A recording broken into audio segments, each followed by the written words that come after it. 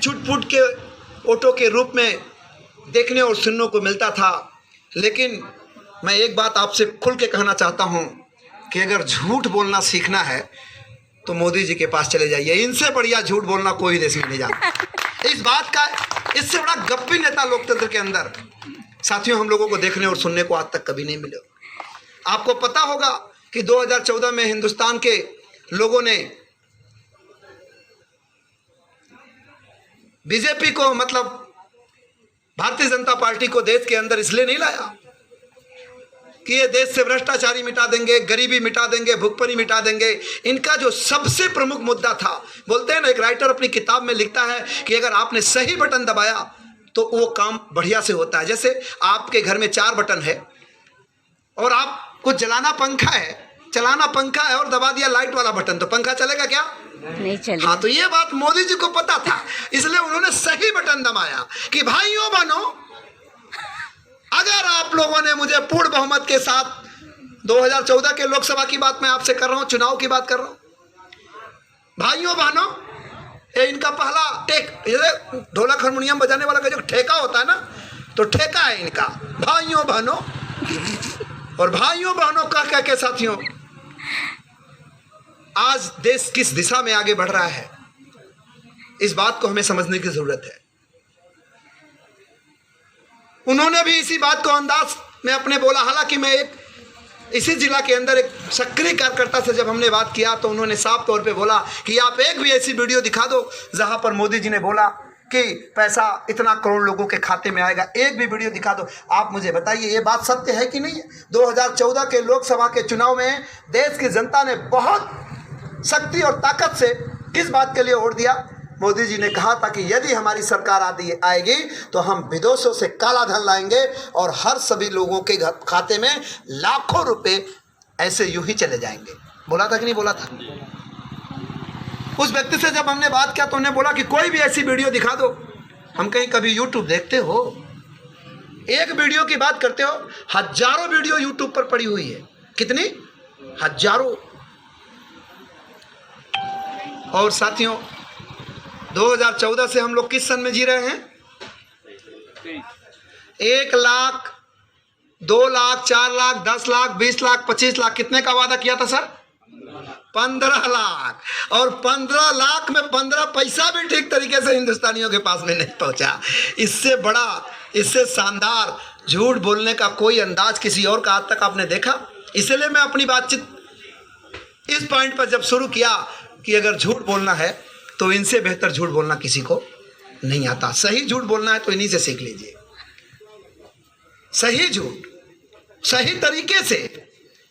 वो बोला ना, सब कुछ किए वो किताबों के तथा कथित, मैं इस पे मैं ही नहीं जाता, लेकिन चूंकि किताबों की लिखी हुई बात कि मैया मैं नहीं माखन खाए।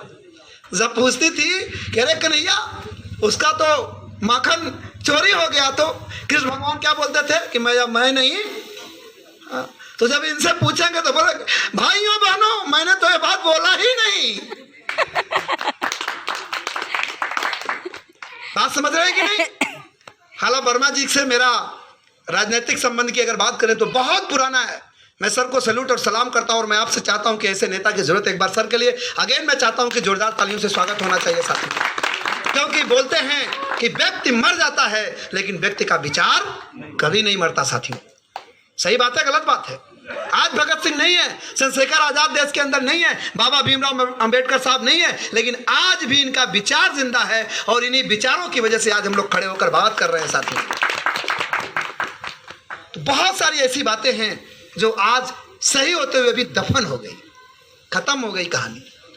खैर ओवरऑल इस बात को हम और बड़े पैमाने पे जब हम लोग एक रोड शो करेंगे उस समय इसको और बड़े पैमाने पर हम उजागर करने वाले हैं। और वक्त अब ज़्यादा होता जा रहा है, समय काफ़ी ज़्यादा हो गया है, तो लगभग आधे घंटे 45 मिनट 1 घंटा हमारे जो है अध्यक्ष साहब। सभी साथीगण बैठ जाए अपने स्थान पर। हम जब चलते हैं तो बढ़ते हैं और जब बढ़ते हैं तो जो हमारा लक्ष्य होता है उस मंजिल के लिए पहुंचते हैं। और आपको मंजिल तक पहुंचने के लिए या जो भी इस तरह का दुनिया में लक्ष्य बनाता है तो धैर्य बनाए रखने की ज़रूरत होता है।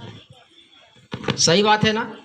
तो कुछ देर और हम लोग धैर्य बना करके बैठें और उसके बाद कार्यक्रम का समापन करेंगे। तो हम लोग जो लेबर पार्टी है इसके साथ बढ़ेंगे ना सब लोग? सब लोगों को बढ़ना है और मंजिल की तरफ पूरे समाज को जो पार्टी की विचारधारा है उधर ले करके जाना है। आज के इस कार्यक्रम में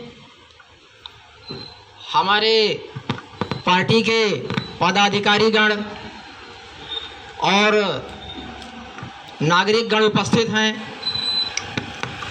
लेबर पार्टी ऑफ इंडिया का पूरे मध्य प्रदेश में यह पहला कार्यक्रम है। हम यहाँ उपस्थित जो भी हमारे शुभचिंतक चंद लोग हैं उनसे हम अभी इस बात पे चर्चा करेंगे।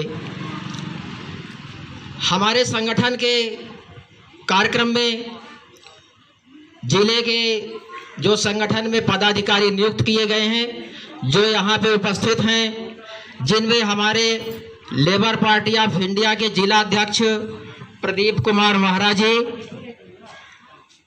जिला उपाध्यक्ष श्री नारायण पटेल जी, जिला उपाध्यक्ष श्री हरिलाल केवड़ जी, महिला मोर्चा की जिला अध्यक्ष श्रीमती गायत्री देवी राठौर जी, महिला मोर्चा की जिला उपाध्यक्ष श्रीमती कामिनी महाराज जी और हमारे जेतहरी जनपद में महिला मोर्चा की अध्यक्ष जिनको जिम्मेदारी दी गई है जयवंती सिंह जी, सभी इस सभा में उपस्थित हैं।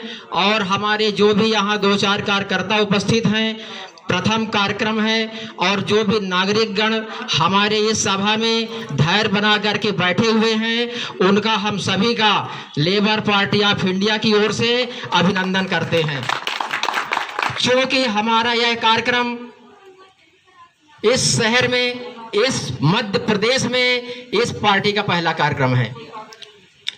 और पार्टी के इतिहास को हमें जानने की ज़रूरत है, क्योंकि पार्टी कोई नई नहीं है। हमारा जो समाज है, जो बहुसंख्यक समाज इस देश में है, बहुसंख्यक समाज इस देश में है, एसटी, एससी, ओबीसी और माइनॉरिटी, 4 को मिला करके यहाँ बहुसंख्यक समाज है। हमारे बहुत सारे महापुरुषों ने हम लोगों के लिए काम किया, हमारे समाज को विकास करने के लिए काम किया, उनके अधिकारों को जगाने के लिए काम किया कि आप अपना अधिकार जान लीजिए। और उसकी हमारे जो समाज में महापुरुषों की लिस्ट है वो बहुत लंबी फहरिस्त है, लेकिन हम लोग कभी सोचते नहीं, कभी उधर देखते नहीं। हम तो यह देखते हैं कि आज हम व्हाट्सएप में पिक्चर देख रहे हैं या मोबाइल पर चलते फिरते बात कर रहे हैं, दुनिया हमेशा ऐसा ही था। हमारे समाज के अधिकांश लोग यहाँ बैठे हैं जो एसटी, एससी, ओबीसी और माइनॉरिटी के हैं। तो कभी आप लोगों ने इतिहास को देखा कि आपके जो पूर्व पीढ़ियाँ थी उनके साथ क्या होता था, उनके साथ इसी भारत में किस तरह का व्यवहार होता था। जो पहले शासन चला रहे थे, राजा लोग, महाराजा लोग किस तरह का शासन चलाते थे, तो उसको हम लोगों को अध्ययन करने की जरूरत है, तब हम पार्टी की विचारधारा को समझ पाएंगे। पार्टी क्या हो गया भाई साहब? अच्छा जी सर, इसके बाद आधे घंटे सर लगेंगे, आधे घंटे सर। जी जी, हमारे जो बहुजन समाज में जो महापुरुष हैं, हम इसलिए उस बात को यहाँ बताना चाहेंगे। अगर 10 लोग 15 लोग भी हम यहाँ पे बैठे हैं तो हमें यह जानने की बहुत ज़रूरत है कि हमारे महापुरुष कौन है और उनसे हमें क्या सीख लेने की ज़रूरत है। जिसमें महात्मा ज्योतिबा फूले दंपत्ति से शुरू होता है। हमारे भारत में अंग्रेज शासन काल में, ब्रिटिश शासन काल में जिन लोगों ने हमारे समाज को जगाने का काम शुरू किया, उसका शुरुआत होता है ज्योतिबा राव फूले और उनकी पत्नी सावित्री फूले से। और उसी क्रम को देखिए, दूसरे समाजों में भी, उनके समाजों में काम करने के लिए लोग हैं, लेकिन हमारे जो समाज के पुरुष, महापुरुष थे, समाज सुधारक थे, हमें उनको अनुसरण करने की जरूरत है। एक बात को हमें समझना होगा, मेरे घर की चिंता मेरे से ज्यादा कौन करेगा? तो आपको भी ये समझना है कि आपके घर की चिंता आपका पड़ोसी आपसे ज्यादा नहीं कर सकता है। तो आपको आपके घर के महापुरुष क्या कह रहे हैं, आपके माता पिता ने क्या ज्ञान दिया, उस बात को आपको देखना पड़ेगा, और उसके लिए आपको इतिहास के महापुरुषों को पढ़ना पड़ेगा। तो जो हमारे महापुरुषों का शुरुआत होता है ज्योतिबा राव फूले दंपति से लेकर के साहू जी महाराज, बाबा साहब अम्बेडकर साहब, मान्यवर काशीराम जी, बाबा साहब अम्बेडकर जी और मान्यवर काशीराम जी, जिन्होंने बहुजन समाज पार्टी की भी स्थापना की समाज को आगे बढ़ाने के लिए राजनीतिक रूप से। ये दोनों ऐसे महामानव हैं एसटी, एससी, ओबीसी और बहुजन समाज के, जिन्होंने अपने जीवन को खपा दिया आपको अधिकार दिलाने के लिए। लेकिन हमने उनको कितना अनुसरण किया, ये हमें देखने की बात है। और हमारा जो विकास आज अवरुद्ध है, जो हमारी हिस्सेदारी व्यवस्था में नहीं है, जिसके लिए बाबा साहब अम्बेडकर, महात्मा फूले से लेकर के काशीराम जैसे लोगों तक ने अधिकार दिलाने की लड़ाई इस समाज के लिए लड़ा, उस कुर्बानी को हमें आपको याद रखना होगा, उनके जीवनी को पढ़ना होगा। जब तक हम उन्हें पढ़ेंगे नहीं, तब तक हमें यथा स्थिति का पता नहीं चलेगा। तो हमें इन महापुरुषों को पढ़ना है और इन महापुरुषों के विचारों को समझना है। इसी कड़ी में, चूंकि ब्रिटिश शासन में ही इस देश में लोकतांत्रिक व्यवस्था शुरू कर दी गई थी, आपको मालूम हो ना हो, हमें इस बात को ध्यान रखना है। जब ब्रिटिश शासन इस देश में चलता था, उस समय यहाँ लोकतांत्रिक व्यवस्था ब्रिटिश सरकार ने शुरू कर दी थी, चुनाव होने शुरू हो गए थे और उस समय ही पार्टियां बन गए थे।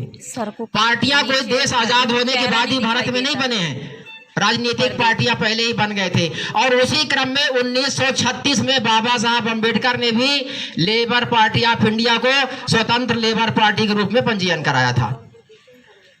लेकिन ये पार्टी लगातार चलता रहा, लोग चलाते रहे, पार्टी को कोई जानता नहीं आज भी। उसका वजह क्या है, हमको समझने की जरूरत है।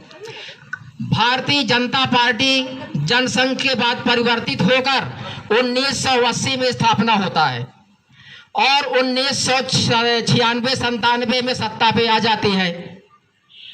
अब बताइए, जिस पार्टी की स्थापना 1980 में होता है, वो 25 साल बाद सरकार बना लेती है इसी भारत देश में और प्रदेश में।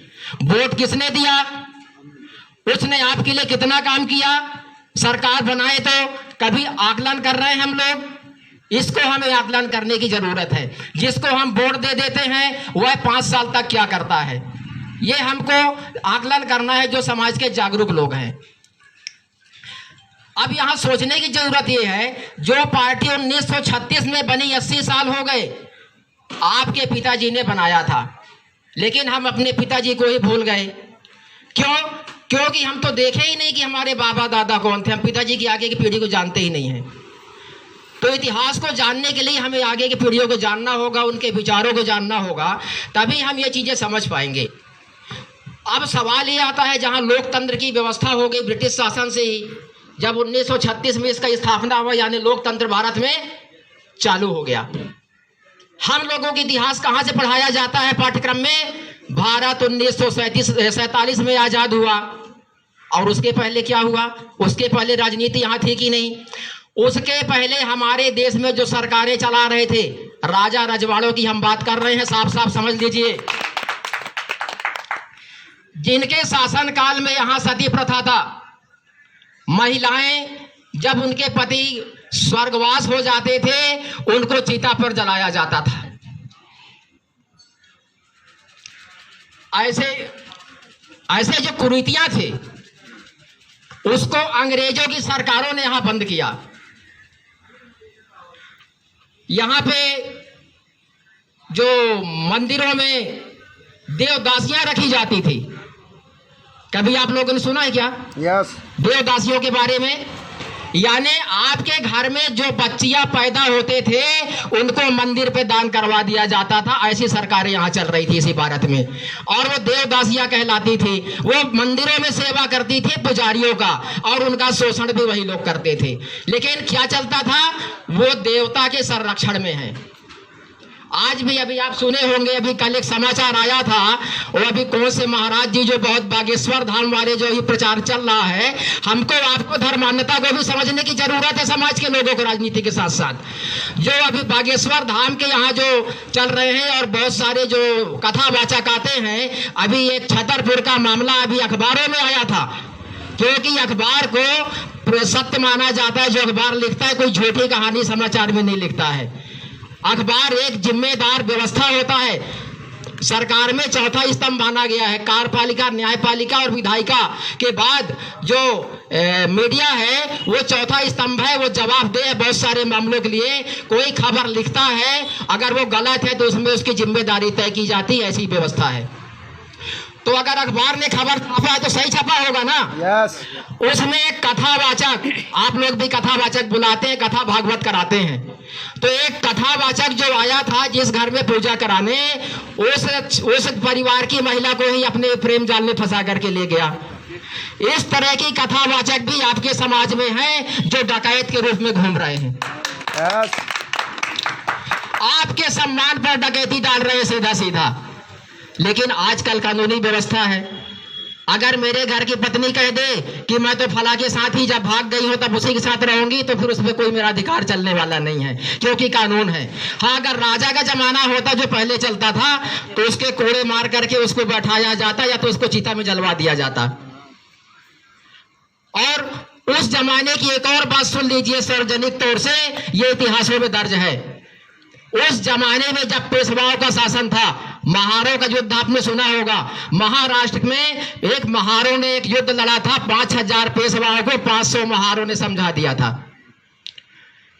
तो आपको अगर अपना अधिकार लेना है तो आपको समझाना पड़ेगा लोगों को। अभी हमारे कुछ देर पहले गायत्री राठौर बहन जी ने कहा था कि हमको अधिकार छीनना पड़ेगा।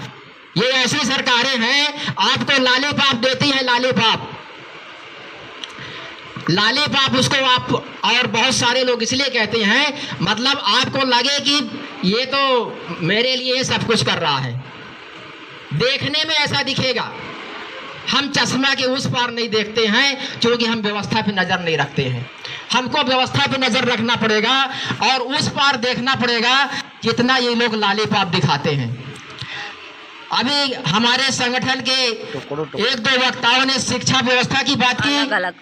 शिक्षा व्यवस्था आज के समय में जो नई शिक्षा नीति लाई गई है इस सरकार के द्वारा, उसको सारे बहुजन समाज को, ST SC OBC माइनॉरिटी जो है उसको समझने की जरूरत है कि 8वीं तक मुफ्त में पास किया जाएगा। अभी हमारे क्षेत्र के कुछ लोग शिक्षक हैं, उन्होंने बताया कि अगर बच्चों ने नहीं लिखा तो मास्टर उनकी कॉपी पर लिख रहे हैं, क्योंकि पास करने की बाध्यता है। लेकिन पास तो 100% हो ही जाना, इसलिए मास्टर अपना कर्तव्य भी नहीं निभा रहे हैं स्कूलों में। ये भी एक बड़ी बात है।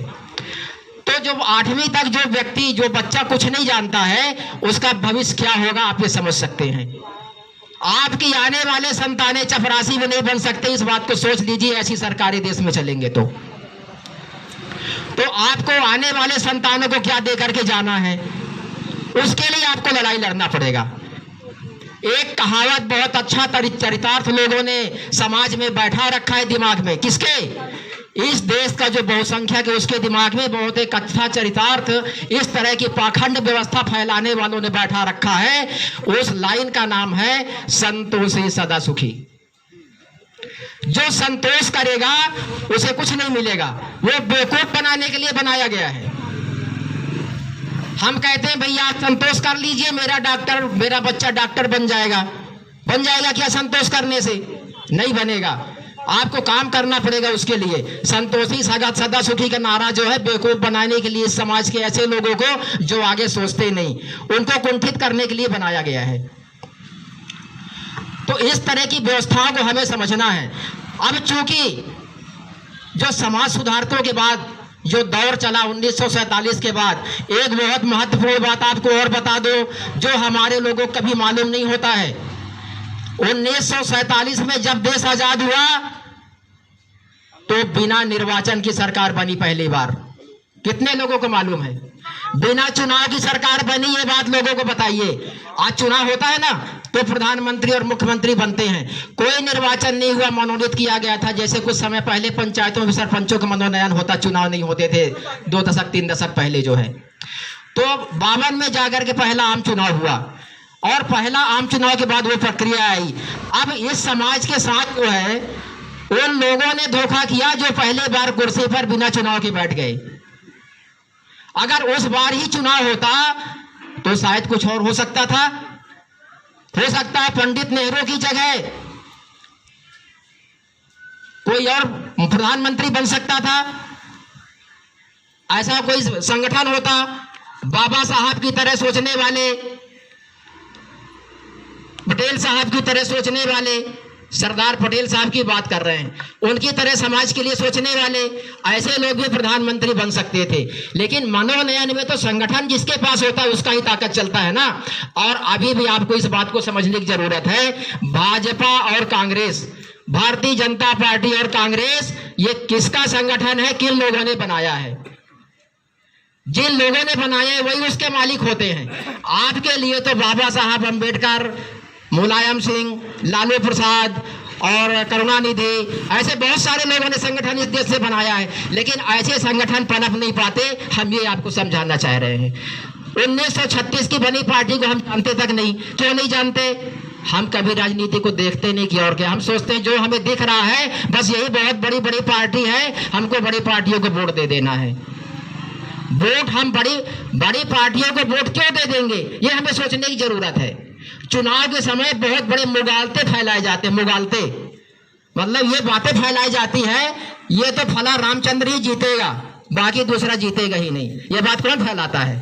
बीजेपी कांग्रेस वाले फैलाते हैं आपके घरों पे जाकर के। आप पूरे समाज को ये लोग ये बातें बताइए। आप वोट पड़ा नहीं है, आपने वोट दिया नहीं है, ये पहले बता देते हैं यही जीतेगा रामचंद्र, दूसरा जीतेगा नहीं। कांग्रेस ही जीतेगा, दूसरा भाजपा जीतेगा नहीं, या भाजपा जीतेगा समाजवादी पार्टी जीतेगा नहीं। पहले ही कैसे तय कर लेते हैं? ये चिंतन की बात है कि नहीं है? ये सोचने वाली बात है कि नहीं है? इस देश के जो आम मतदाता है उसे सोचना चाहिए कि नहीं सोचना चाहिए? ये बात कभी सरकार बताती है और जो लोग सत्ता में बैठे होते हैं वही लोग इस तरह के मुगालते फैलाते हैं कि अमुक ही जीतेगा, बाकी सब हार जाएंगे। और हम लोग उसी बहाव में बहते हैं। हमें जागरूक होना है, धारा में बहने का काम नहीं करना है। हो सकता है आप अकेले सही हो तो आपको अकेले ही चलना है। आप अगर अकेले सही हो तो आपको अकेले ही चलना है। तो हम लोगों के लिए हमारे जो पूर्वज हैं, जो हमारे अधिकारों की बात करते थे, उन लोगों ने भी राजनीतिक पार्टियां बनाया है। उस पार्टी को हम नहीं जानते हैं तो हमको ऐसे विचारधारा की पार्टियों के साथ जुड़ना है। सही बोल रहे हैं ना? ये बात हमें समझने की जरूरत है कि हमारे विचारधारा पर हमारे आने वाले खानदानों के लिए कौन काम करेगा, जिससे हमारे खानदानों का उद्धार हो जाए। ये दिखाते हैं हम स्कूल में आपको साइकिल दे रहे हैं, स्कूल में आपको ड्रेस दे रहे हैं, लेकिन वहाँ बच्चे में जहाँ स्कूल है वहाँ टीचर कितने हैं? ये आप अपने गांवों में सर्वे करिए। कितने पढ़ाई होता है? शिक्षा समिति हर स्कूलों में बना होता है, कितने लोग जाते हैं? कुछ लोग शिक्षा समिति में भी होंगे, यहाँ बैठे हो सकते हैं। कितने लोग स्कूलों पर जाते हैं? वो आपका अधिकार है। शिक्षक पढ़ा रहा है कि नहीं पढ़ा रहा है आप उसको देख सकते हैं। लेकिन हम समझते नहीं, हम तो डरते हैं, ये तो सरकार के कर्मचारी हैं, सब जो करेंगे वो करेंगे। आप स्कूलों में जाइए, आपके पंचायतों में जो काम हो रहा है वहाँ जाइए, वहाँ देखिए, लेकिन ये तभी कर पाएंगे जब आप प्रशिक्षित होंगे, संगठित होंगे। आपको संगठन के साथ ही रहना होगा, क्योंकि इस व्यवस्था में संगठन ही सरकार चलाती है। आप ये बताइए, बिना पार्टी के दल ने कभी सरकार चलाया गया? बिना चुनाव के भी पहली सरकार बनी, जिसकी हमने अभी बात किया, बिना चुनाव का, जिसमें जवाहरलाल जी जो है प्रधानमंत्री, पहले प्रधानमंत्री बने देश के, तो क्या बिना संगठन के बने थे क्या? तो भी कांग्रेस थी जो आज़ादी की लड़ाई के लिए बनाई गई थी, और वही ने बाद में उसी ने सत्ता के प्रधानमंत्री बन गए सत्ता पे। तो बिना संगठन के नहीं होता है। तो हमारे लोग संगठन के सिस्टम पर नहीं रहते हैं, और रहते भी हैं तो एक बहुत बड़ी बात गौर करने की जरूरत है, जो बहुजन समाज है जातिवादी संगठनों पे रहते हैं। आपको जातिवादी संगठनों पे नहीं, राजनीतिक संगठनों को समझने की जरूरत है, और राजनीतिक संगठनों के साथ आपको रहने की जरूरत है। क्यों? क्योंकि देश की सरकार राजनीतिक दल चलाते हैं, कोई सामाजिक दल नहीं चलाता है। वही राजनीतिक दल आपके समाज में जा करके जो समाज के मुखिया होते हैं, अध्यक्ष होते हैं, जो पदाधिकारी बने रहते हैं, उनसे उस समाज के वोट को खरीदते हैं। इस बात की हम गारंटी देते हैं। उस समाज के अध्यक्ष के पास जाते हैं, उससे बात करते हैं, और वो पूरे समाज को गुमराह करता है। हमको राजनीतिक जागरूकता एक एक आदमी पे लाना है, तो इस ऐसे विचारों को, जो बहुजन की विचारधारा है, जिस पे अंबेडकर साहब ने काम किया, फूले साहब ने काम किया, पेरियार साहब ने काम किया, लालाई सिंह यादव ने काम किया, और मान्यवर काशीराम साहब ने बहुजन समाज पार्टी बना करके काम किया। इनको पढ़ना है, इनके विचारों को समझना है। इन सब लोगों ने महापुरुषों के विचारों को ही आगे बढ़ाया है, कोई अलग से उनके विचार नहीं थे। जो फूले के समय से जो विचार शुरू हुए समाज सुधार के और समाज के विकास के लिए, उसको ही सब लोगों ने क्रमवार आगे बढ़ाया है। और हमें भी उन विचारों को आगे बढ़ाने के लिए अडिग रहने की जरूरत है। हमें भी शपथ लेने की जरूरत है कि हम अपने महापुरुषों की विचारधारा को राजनीतिक रूप से आगे बढ़ाएंगे, अपने समाज के लोगों को समझाएंगे। तो हम लोग जितने यहाँ बैठे हैं, अगर हम लोग शपथ ले इस बात का कि हम ठीक है, यहाँ आज 20 ही बैठे हैं, 20 लोग अगर जा करके काम करेंगे तो बहुत जल्दी 20,000 में परिवर्तित होने में समय नहीं लगेगा उस बात को। लेकिन हम जा करके उस बात को भूल नहीं जाएं। बहुत सारी जगह मैं देख रहा हूं, कई वर्षों से बाबा साहब की जयंतियां सरकारी कर्मचारियों के संगठन, सामाजिक संगठन भी मनाते हैं, ये जागरूकता आई है। लेकिन बाबा साहब ने भी कहा था, मुझे पूजने की जरूरत नहीं है, मुझे पढ़ने की जरूरत है। क्या बात है, बहुत बढ़िया। उनको पढ़ा जाए, ऐसे महापुरुषों को हमारे समाज के लोग पढ़ें, तो आपके अंदर राजनीतिक जागरूकता अपने आप आ जाएगा। किसी को बताने समझाने की जरूरत नहीं पड़ेगा। इस तरह के सभाओं में भी वो बातें करने की जरूरत नहीं पड़ेगा। तो हमको अपने समाज के महापुरुषों को समझना है। और राजनीतिक दृष्टिकोण पे आ जाते हैं, तो अब ये देखिए, अभी जो हमारे मामा साहब की सरकार 20 वर्ष से चल रही है, बीच में 1 साल कमलनाथ साहब थे, 19 वर्ष की सरकार हो गई।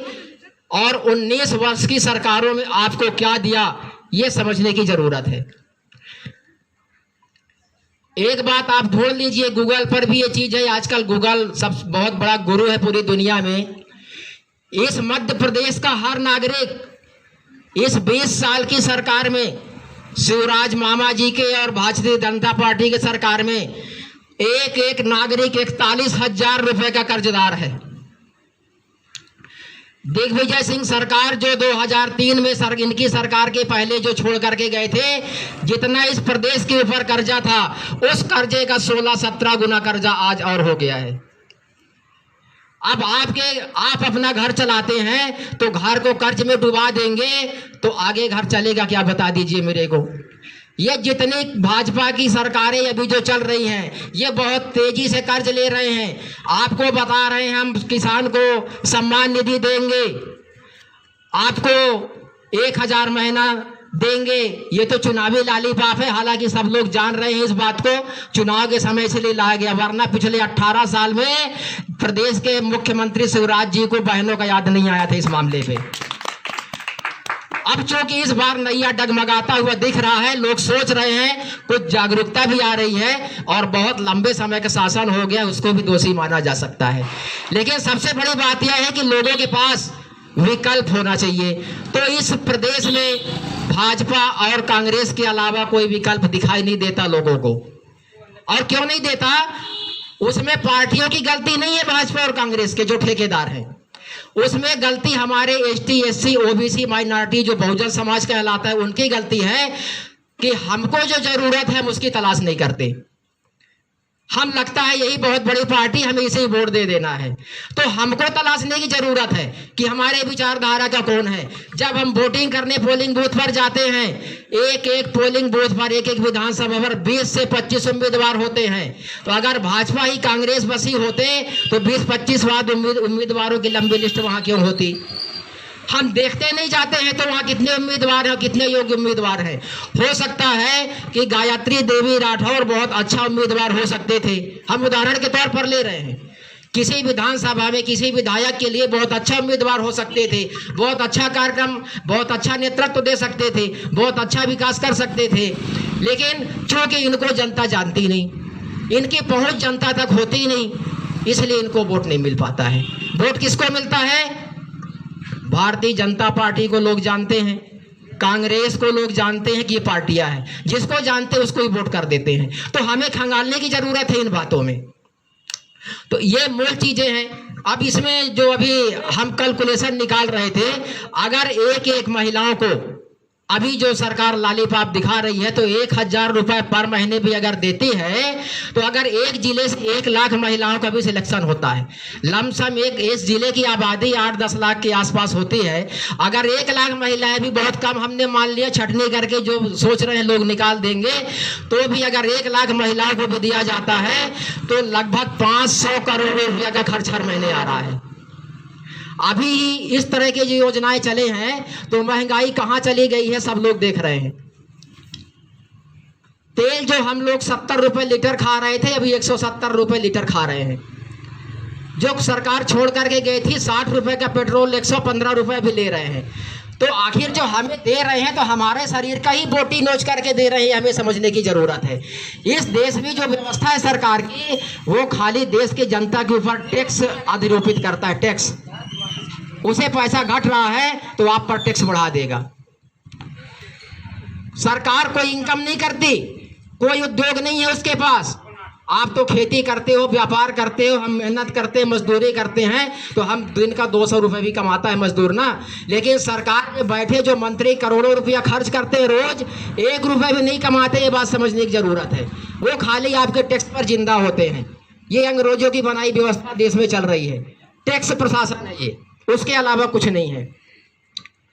तो इस तरह की जो व्यवस्थाएं हैं यहाँ पे अभी मध्य प्रदेश सरकार का, और मैं 2-3 बहुत संक्षिप्त में, जल्दी तो नहीं है, खत्म करूँ जल्दी बात को, नहीं तो बहुत 1-2 बातें और रखूंगा जो हमारे प्रदेश की सरकारें लूट रही है, आपको लोगों को जाके बताने की जरूरत है। पहली जो हमने चर्चा किया, शिक्षा व्यवस्था चौपट है। 8वीं के बाद आपका आने वाला वारिस चपरासी भी नहीं बन सकता है।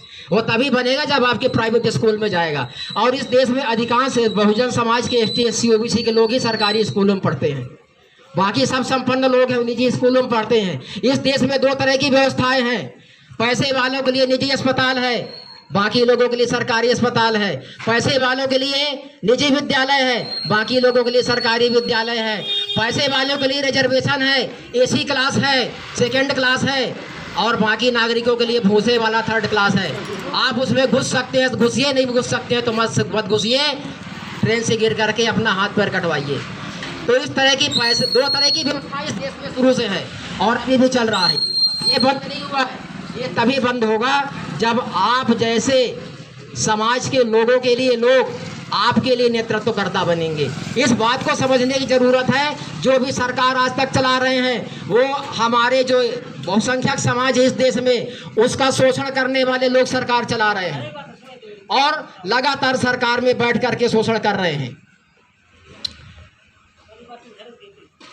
एक जो बहुत शोषण की बात है हमारे यहाँ, जो कि हमारा जो जिला है छत्तीसगढ़ से लगा हुआ है, सब लोगों को ज़रूरत पड़ता है, तहसील जाते हैं। हमारे यहाँ अभी जो है एग्रीमेंट कराना है, शपथ कराना है, उसका स्टाम्प की दर बहुत समय से हमारे जो हम लोगों की जो चिंता करने वाली सरकार बैठी है भाजपा की इस प्रदेश में, तो 1000 रुपये आपका उसका है नोटरी कराने का। अगर आप कोई चीज़ भू विक्रय करते हैं, कुछ भी करते हैं, उन बंद कराने का 1000 है, और आप कोई शपथ कराते हैं उसका 100 रुपये है। इस तरह से बहुत ज़्यादा मूल्य जो है हम लोगों से स्टाम्प के माध्यम से सरकार हमेशा जब से बैठी है, शोषण करने वाली सरकार, वो वसूल रही है। ये बताइए, जिस समाज की संख्या ज़्यादा है तो तहसीलों में पैसा कौन ज़्यादा देगा? वही लोग जा करके वहाँ मुवक्किल बनते हैं, वही लोग पक्षकार होते हैं, वही लोगों को वहाँ धन जाता है। और बगल में जहाँ छत्तीसगढ़ है, यहाँ से मात्र 50 किलोमीटर की दूरी पर, वहाँ आज भी 100 रुपये की स्टाम्प पर अनुबंध होता है। ये बात आपको जानने की ज़रूरत है। और 10 रुपये की स्टाम्प पे आज भी शपथ होता है। तो ये शोषणवादी व्यवस्था चल रही है, हर तरह से शोषण करने का काम हो रहा है। आपको रोजी रोजगार कैसे मिलेगा, इस पे कोई बात नहीं हो रहा है। रोजगार के लिए कोई प्रबंध नहीं है। एक बहुत अच्छी बात और है, हमारे जिले के विधायक जी अभी वर्तमान सरकार में जो पाला बदल करके गए हैं, वो अभी खाद्य मंत्री हैं, इसी अनूपपुर में रहते हैं, और इस अनूपपुर के जिला अस्पताल का उम्र 20 साल हो गया है। 2003 में जिला बना था। 20 साल की उम्र में एक सोनोग्राफर उस अस्पताल में नहीं है, आप जाके देख सकते हैं, और लोग निजी अस्पतालों में जाकर के लुटते हैं। इतने चिंता करने वाले कांग्रेस भाजपा के सत्ताधारी हैं, कब सोचे इस बात पर। इस जिले में जो 5वीं और 6ठी अनुसूची है, जिसमें मोजर बियर, कालरी प्रबंधन जैसे लोग, जैसी संस्थाएं जो जमीनों का अधिग्रहण करते हैं, तो जमीनों के अधिग्रहण के मामले में उनको न्याय नहीं मिल रहा है। आज भी मोजर बियर के शोषित जो किसान हैं, आज भी भटक रहे हैं, अभी बहुत सारे कालरी खुले हैं, कालरियों में भी जो अधिग्रहण किए गए हैं, वहाँ भी कालरी में जो भूमि के अधिग्रहण से पीड़ित जो किसान हैं, वो भी सब वहाँ भटक रहे हैं, उनको भी न्याय नहीं मिल रहा है।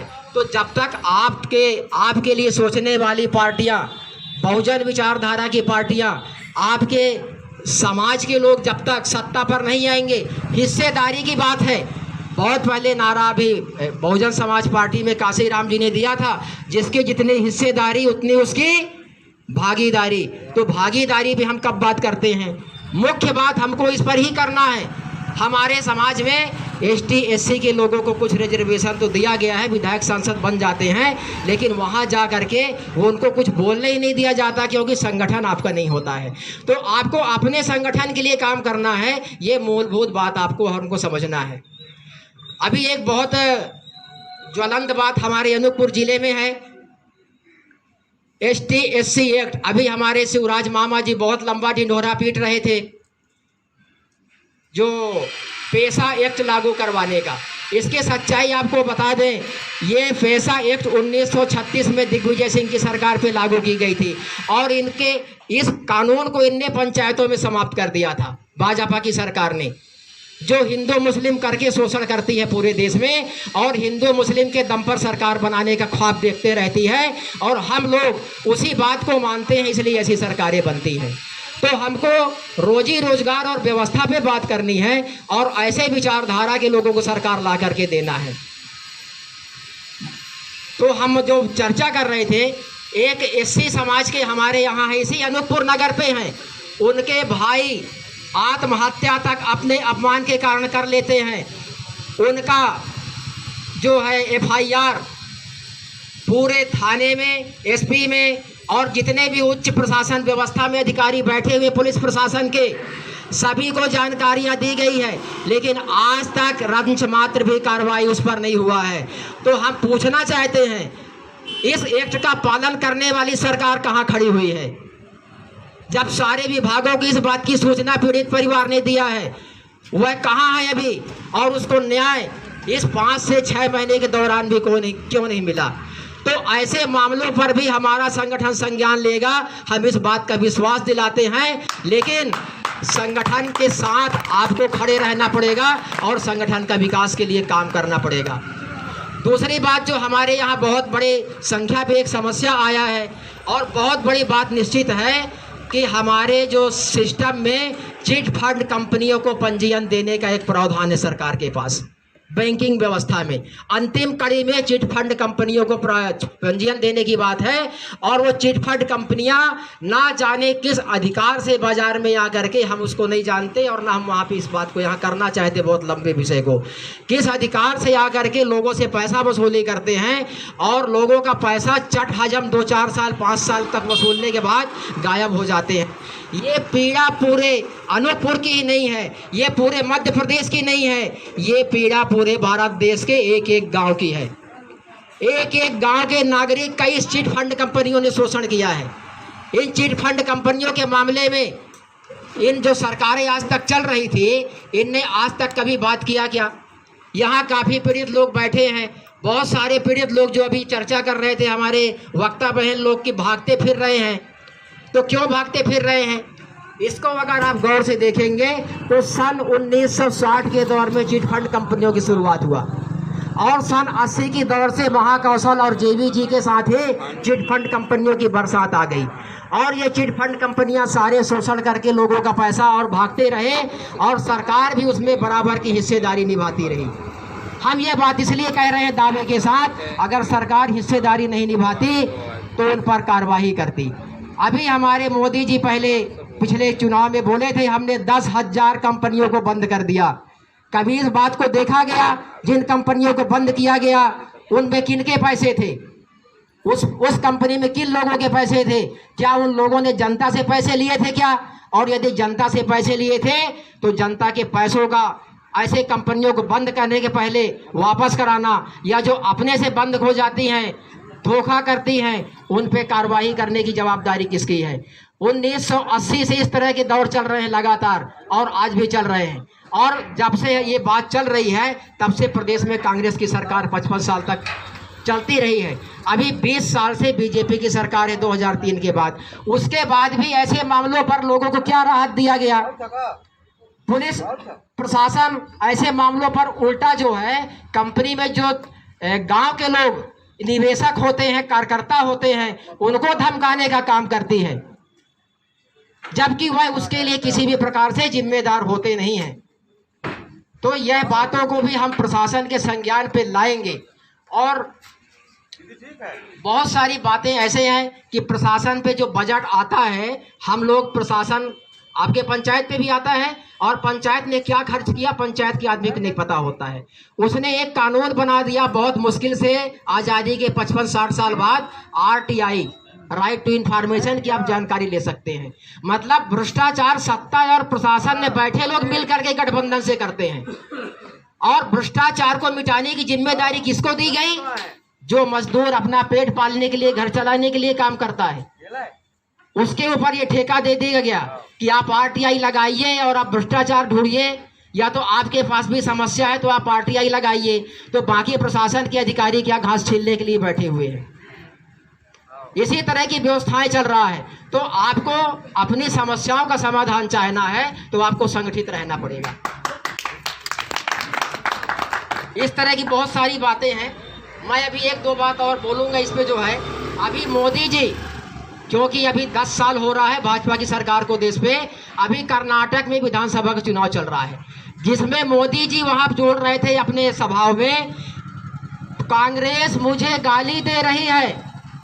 सुन रहे हैं ना? देश के प्रधानमंत्री कह रहे हैं कांग्रेस मुझे गाली दे रही है। कहाँ कह रहे हैं? विधानसभा के चुनाव प्रचार में एक प्रदेश में कह रहे हैं। इसका पर्याय समझ रहे हैं? इसका पर्याय उनका कहने का है कि लोग मुझे गाली दे रहे हैं इसलिए आप सहानुभूति में मुझे वोट दे दीजिए। मतलब ये वोट लेने का बहुत अच्छा तरीका भाजपा के प्रधानमंत्री जैसे पद पर बैठे नेताओं के द्वारा इजाद किया जा रहा है। कोई मुझे गाली दे तो मुझे जनता वोट दे दे, ऐसी ऐसी पॉलिसियां समझाई जा रही है। क्या आप इन्हें माफ करेंगे क्या? जनता से पूछा जा रहा है। अभी एक दूसरा जो कर्नाटक के पूर्व मुख्यमंत्री भारतीय जनता पार्टी से थे येदियुरप्पा जी, उनका भी कल अखबार की कटिंग आया है। उसमें वो कह रहे हैं वोटरों का हाथ पैर बांध करके भाजपा को वोट दिलवाइए। हमने पहले बताया ना, अखबार जो लिखता है तो जिम्मेदारी से लिखता है, इसलिए मैं अखबारों की लिखी बात कर रहा हूँ, आपको जानकारी बता रहा हूँ यदि आपके पास नहीं पहुँचा है तो। और आप भी ऐसी बातों पर नजर रखिए और लोगों को बताइए कि सत्ता पर बैठे लोगों का इस तरह से आचरण है। मतलब लोकतंत्र कहाँ है? अगर एक मुख्यमंत्री के पद पर रहा हुआ व्यक्ति इस तरह की बात करता है, अपनी सभाओं में करता है, तो लोकतंत्र जिंदा है क्या?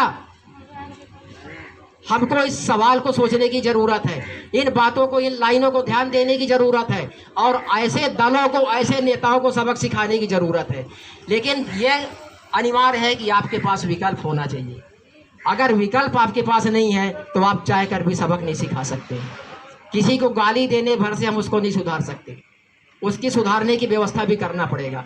तो राजनीति में हमको इस तरह की पार्टियां तैयार करना पड़ेगा जो आपके विचार में, आपके हित में काम करें।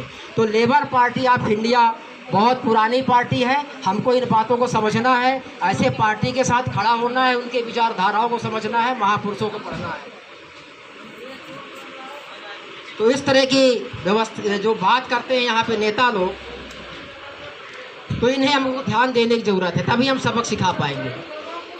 अब मैं थोड़ा सा बात करूँगा आपसे, जो लेबर पार्टी ऑफ इंडिया का एक विजन है, बहुत संक्षिप्त में, कम समय में, लंबा समय नहीं लूँगा उसके लिए। जो हमारे संगठन के राष्ट्रीय नेता है, उनका कहना है कि हमारा एक विजन है कि हमारे साथ लोग खड़े हैं, वो विचारधारा को समझें और उस दल पे काम करें। सारे एसटी, एससी, ओबीसी, माइनॉरिटी और जनरल के लोग भी जो उन बातों को समझते हैं। यहाँ किसी व्यक्ति से द्वेष नहीं है, विचारों पे काम करना है, पूरे देश के विचार पे काम करना है। कुछ लोग तो बहुत करोड़पति बन गए, किसी के पास 1 करोड़ रुपए रोज की कमाई है और किसी के पास 10 रुपए भी रोज की कमाई नहीं है, ऐसी स्थिति भी है। अभी जो हमारे देश की सरकार है, ताल ठोक करके कहती है हम 80 करोड़ लोगों को राशन दे रहे हैं। इसका मतलब हम लोग समझ रहे हैं। जब कांग्रेस गई थी मनमोहन की सरकार 14 में, तो 40 करोड़ लोग राशन ले रहे थे, और भाजपा की सरकार 10 साल चली तो 80 करोड़ लोग गरीबी रेखा का राशन ले रहे हैं। मतलब कौन सा विकास हो रहा है? गरीब बनाने का विकास हो रहा है। तो हम क्या गरीब बनना चाहते हैं क्या? हम गरीब बनने के लिए सरकार बनाते हैं कि हमको गरीब बना दे? तो इन पॉलिसियों को समझने की जरूरत है। हम लेबर पार्टी के एजेंडे पर 5 मिनट पे बात करते हैं, तो आराम से बैठ जाओ। लेबर पार्टी के एजेंडे पर बात करते हैं, तो हमारे जो पार्टी है, हमारे पार्टी का ये संकल्प, बैठो यहीं बैठो, सुनो पूरा बात। संकल्प है, हो गया, शांत रहिए। बैठो यार। निःशुल्क चिकित्सा, 1 मिनट, निःशुल्क चिकित्सा हमारे पार्टी का संकल्प पत्र है। चूंकि पूरे ये पहला कार्यक्रम है, इस बात को ध्यान से सुने, सोशल मीडिया पर भी लोगों को बताएं, आप खुद भी बताएं, जो जरूरी है हमारे समाज के विकास के लिए। निःशुल्क चिकित्सा के साथ साथ चिकित्सा चौपाल, जैसे अभी सुना होगा दिल्ली सरकार में जो मोहल्ला क्लिनिक चले हैं, तो चिकित्सा चौपाल भी गांव में बनाए जाएंगे। निःशुल्क शिक्षा प्रदान करेंगे तथा शिक्षा नीति एक समान बनाएंगे। अभी 2 तरह की शिक्षा नीति की हमने बात किया ना, और प्रदेश में सेंट्रल बोर्ड और स्टेट बोर्ड भी 2 तरह की शिक्षा व्यवस्थाएं भी है। और जो निजी स्कूल हैं, वो अपने तरीके से शिक्षा के पैटर्न तय करते हैं, वो अपने तरीके से सब्जेक्ट तय करते हैं, सरकार के द्वारा निर्धारित किए गए सिलेबस पर पढ़ाई नहीं कराते हैं। यानी कि आप कह सकते हैं 3 तरह की शिक्षा व्यवस्था भी यहाँ चल रहा है। महिला अधिकार तथा महिला सुरक्षा के मामले में काम करना, राजनीति में अपराधीकरण को खत्म करेंगे। एक बात आप लोग जान लीजिए, अभी जो समाज में जो अपने सरकार चल रही है, अखबारों में ये बातें आई है, कोई हम आकलन अपने से नहीं कह रहे हैं, 75% अपराधी भाजपा के सांसद विधायक हैं इस देश में, 75% चुने हुए। आप उठा करके देख लीजिए, बहुत सारे अखबारों में खबर है। तो इन बातों को आपको ध्यान देने की जरूरत है। अपराधी जब सरकार चलाएंगे तो आपके लिए क्या करेंगे, ये सोचने की बात है। और इस देश के जो गरीब, मजलूम और निचले स्तर के लोग हैं, जिनको रोजी रोजगार, इलाज, शिक्षा, ये जिनकी ज़रूरत है, उसके लिए क्या करेंगे, ये सोचने की ज़रूरत है। ये खाली लॉलीपॉप दिखाते हैं हम लोगों को। पूंजीवादी लोकतंत्र की व्यवस्था एक बहुत बड़ी बात है। जो लोकतंत्र है, इसमें पूंजीवाद आ गया, पूरा चुनाव पूंजी पर नीत हो गया है, पूंजी भी सब कुछ है। तो पूंजीवादी लोकतंत्र की व्यवस्था खत्म करना है। दूसरी बात, नौकरियों में आरक्षण को पूरा करेंगे। तीसरी बात, सभी टैक्स उत्पादन पर लगाएंगे। अभी जो हम टैक्स देते हैं ना, हम खरीदने जितने बार जाते हैं वो भी देते हैं, दुकानदार भी देता है, फैक्ट्री बनाने वाला भी देता है। सरकार ने कहा था ना, एक देश एक टैक्स, अभी मोदी सरकार ने, लेकिन लागू हुआ क्या? आप कभी बिल देख लीजिए दुकानदारों का, बहुत प्रकार के टैक्स उसमें दर्ज होते हैं, कोई ये हवा की बात नहीं है। ये किसानों को खाद और बीज, बिजली पर अनुदान देने का, भूमि समिति बनाकर भूमिहीनों को जमीन आवंटन कराने का। आपको एक बार याद होगा 1977 के समय इंदिरा सरकार ने भी एक कानून लाया था जिसमें प्रावधान था सीमा से बहुत अधिक यदि किसी के पास भूमि है तो क्या होगा, उसको अन्य लोगों को आवंटित किया जाएगा, सीमित किया जाएगा भूमि का पट्टा जो है। लेकिन अभी भी उस पर बहुत कमियां हैं, उस पर भी सुधार करने की ज़रूरत है। तो ऐसे सरकारें जब आपकी चिंता की आएंगी तो ये बातें सब हो पाएगा। बैंक नीति में सुधार, आपने एक बात सुना होगा, सरकार कहती है हम लोन का ठेका लेते हैं। मध्य प्रदेश की सरकार भी कह रही है आप जाइए व्यापार करिए, बैंक लोन देगी, मामा उसके लिए जिम्मेदार है। लेकिन आप बैंक में जाते हैं, बैंक आपकी बात मानती है क्या? आप जब बताते हैं सरकार बोल रही है मैं जिम्मेदार हूँ, बैंक मानती है? आप जा करके पूछ लिए, बैंक कहती है मैं किसी सरकार को नहीं जानता और किसी शिवराज को नहीं जानता। आपके पास पैसा है, क्रेडिट है, तभी हम आपको पैसा देंगे। यानी झूठा पूरा आश्वासन का सरकार चला रहे हैं। इस प्रकार से रोजी रोजगार बिना पूंजी के नहीं होता है और लोग पूंजी के बिना रोजगार नहीं कर पा रहे हैं। वरना हमारे समाज के बहुत सारे लोग बहुत अच्छा उद्योग और रोजगार करके भी खुद को स्थापित कर सकते थे। धर्म की राजनीति करने वाली पार्टियों को सबक सिखाना है। ये सब आप देख रहे हैं, धर्म की राजनीति हो रहा है। एक बहुत बड़ी बात सुन लीजिए, यह देश धर्मनिरपेक्ष देश है। हम भारत के लोग, संविधान की पहली लाइन है, हम भारत के लोग। लेकिन अभी जो हमारे प्रधानमंत्री जी हैं 2014 के सभाओं से आप लोग सुनते आए होंगे और अभी भी सुनने को मिल रहा है, वो सभाओं से बोलते हैं जय श्री राम। मैं इस सभा के माध्यम से पूछना चाहता हूँ प्रधानमंत्री जी से, बहुत छोटी सभा हो उसका मायने नहीं है, सवाल बहुत बड़ा है। आप धर्मनिरपेक्ष राष्ट्र के प्रधानमंत्री हैं या किसी धर्म विशेष के प्रधानमंत्री हैं?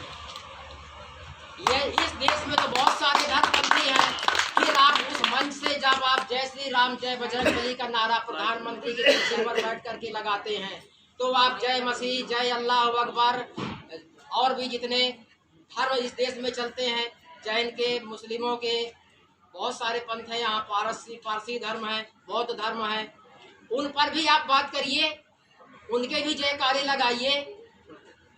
भारत धर्मनिरपेक्ष राष्ट्र है ना, तो आप तो धर्मनिरपेक्ष कुर्सी पर बैठे हुए हैं, आप किसी एक धर्म विशेष का नारा कैसे लगा रहे हैं, वहाँ पे उसकी जयकारा कैसे कर रहे हैं? ये सोचने वाली बात है, हम लोगों के लिए समझने वाली बात है कि हमको धर्म के अंधेपन तरफ सरकार ही लेकर के जा रही है।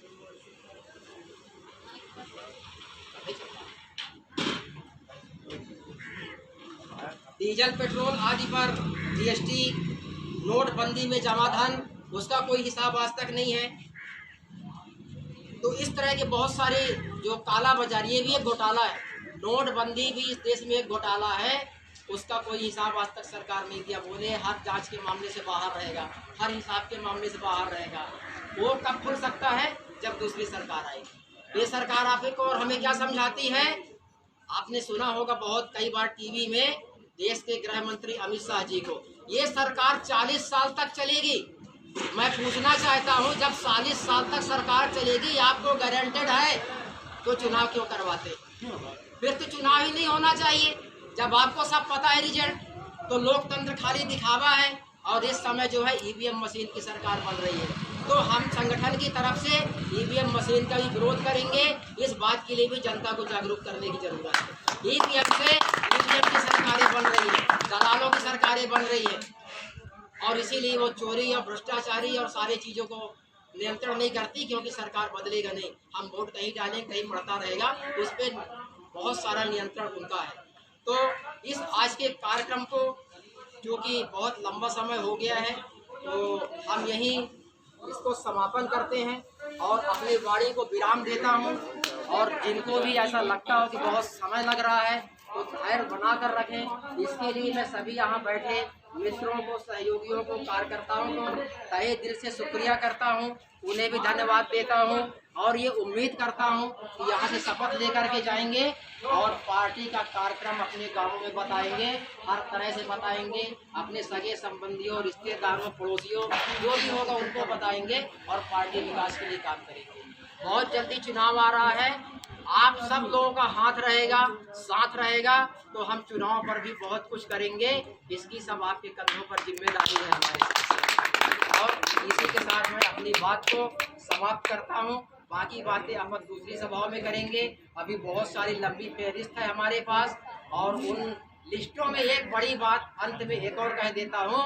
हमारा जो मुख्य सोच है इस देश में विकास करने के लिए हर घर पे पैसा आना चाहिए, ये भी सरकार की जिम्मेदारी है। हर परिवार के पास आमदनी का निर्धारण होना चाहिए, ये सरकार की जिम्मेदारी है। तो एक परिवार एक नौकरी, ये भी तय करने के एजेंडा हमारे पार्टी के लक्ष्य में है। क्योंकि जब नौकरी होगा आपके पास तो निर्धारित है कि आपके पास 10,000 15,000 इनकम उस परिवार में जाएगा ही जाएगा। अभी जो व्यवस्था है, एक ही परिवार में 15 लोग हैं तो 15 लोग नौकरी पर हैं, सरकारी नौकरी पर।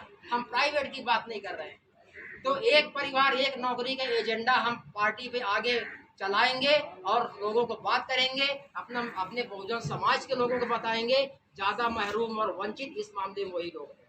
इस मामले में भ्रमित हैं, बड़ी पार्टी देख करके भ्रमित है। बड़ी कोई नहीं होता है, हम जिसको वोट देंगे वही बड़ा बनेगा। तो हमें वोट पर, अपने वोट पर नियंत्रण करना है, समझ करके हमको वोटिंग करना है, पार्टी की विचारधाराओं को समझना है। हमें इस तरह के गुमराह धार्मिक उन्माद फैलाने वाली पार्टियों से सावधान होना है और बहुजन विचारधारा की जिंदाबाद जिंदाबाद, लेबर पार्टी जिंदाबाद जिंदाबाद, लेबर पार्टी जिंदाबाद जिंदाबाद, भारत माता की जय, भारत माता की जय, लेबर पार्टी जिंदाबाद जिंदाबाद, लेबर पार्टी जिंदाबाद जिंदाबाद, लेबर पार्टी जिंदाबाद जिंदाबाद, लेबर पार्टी जिंदाबाद जिंदाबाद, भारत माता की जय, भारत माता की जय, भारत माता की जय, लेबर पार्टी जिंदाबाद जिंदाबाद, जिंदाबाद जिंदाबाद, अम्बेडकर साहब जिंदाबाद जिंदाबाद, अम्बेडकर साहब अमर रहे, अम्बेडकर साहब अमर रहे, अम्बेडकर साहब अमर रहे, लेबर पार्टी जिंदाबाद लेबर जिंदाबाद, पार्टी जिंदाबाद जिंदाबाद, भारत माता की जय, भारत माता की जय, अम्बेडकर साहब अमर रहे, अम्बेडकर साहब अमर रहे, अमर रहे, लेबर पार्टी जिंदाबाद जिंदाबाद, लेबर पार्टी जिंदाबाद जिंदाबाद, अम्बेडकर साहब अमर रहे, अम्बेडकर साहब अमर रहे, अम्बेडकर साहब अमर रहे।